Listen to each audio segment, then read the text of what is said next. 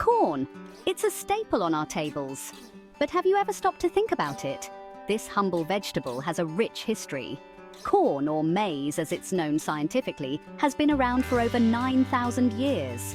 That's older than the pyramids. Native Americans cultivated it in Mexico. They used it for food, ceremonies, and even building materials. Can you believe it? Today, corn is everywhere. It's in our sodas, our cereals, even our fuel. But nothing beats the taste of fresh corn on the cob. Whether you're grilling, boiling, or roasting, corn is incredibly versatile. It's a blank canvas for flavor. You can keep it simple with butter and salt, or get adventurous with spices and herbs. The possibilities are endless. In this guide, we'll explore the magic of boiling corn. It's easier than you think, and the results are delicious. Get ready for a taste sensation. Before we dive into boiling, let's gather our tools and ingredients. Don't worry, you won't need anything fancy. For perfectly boiled corn, you will need fresh corn on the cob. Choose ears that are firm and plump. The husks should be green and moist. A large pot. Make sure it's big enough to hold all your corn. Water. You'll need enough to cover the corn completely. Salt. This is our flavor enhancer. Optional but recommended. Butter. Because everything's better with butter. Your favorite seasonings. Think garlic powder, chili flakes, or even Parmesan cheese.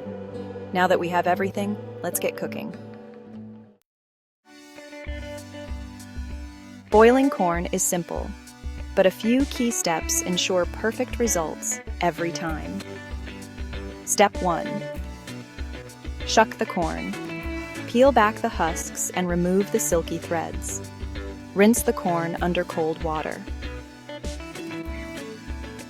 Step 2. Fill your pot with water. Add a generous amount of salt.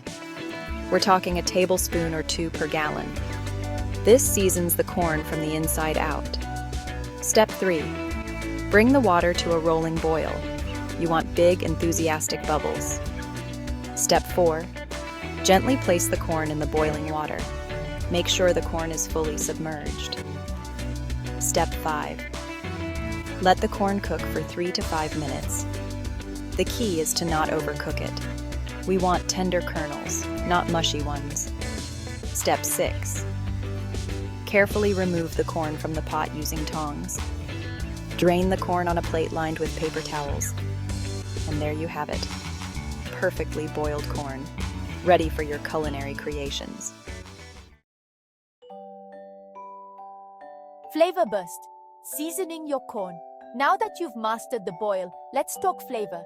Here's where you can unleash your culinary creativity. The classic butter and salt. You can't go wrong with this timeless combination. Roll the hot corn in melted butter and sprinkle generously with salt. Spicy kick chili lime. Mix chili powder, lime zest, and a pinch of salt.